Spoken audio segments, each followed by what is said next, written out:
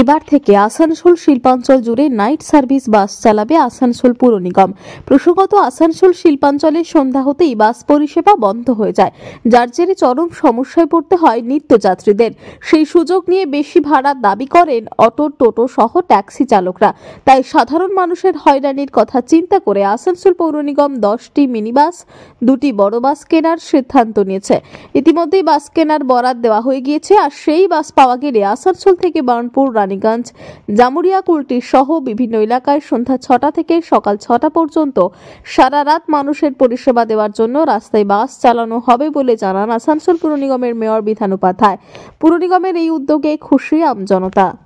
আমরা কিছু কিছু জায়গায় মানুষের কাছ থেকে কথা বলার পর মানুষ অনেকে আমাকে জানিয়েছিলেন যে আসানসোলের ভেতরে নাইট সার্ভিস নেই, বাসের ব্যবস্থা নেই। তো এটা ভেবে আমরা আসানসোল কর্পোরেশন থেকে অলরেডি আমরা 10টা বাস কেনার জন্য দিয়েছি এক জায়গায়, মানে SBSTCতে, এবং দুটো বড় বাস প্রায় 4 কোটি টাকা দিয়ে ওটার আমরা অর্ডার করেছি। বাসগুলো এলে আমরা নাইট সার্ভিস চালু করব পুরো আসানসোল কর্পোরেশনের মধ্যে। মানে প্রথমত আমরা চেষ্টা করবো আসানসোল থেকে বার্নপুর, আসানসোল থেকে কুলটি, আসানসোল থেকে রানীগঞ্জ, আসানসোল থেকে জামুরিয়া, মেন রোডের উপরে দেবো আমরা। এটা কটা সারা রাত চলবে? সারা রাত।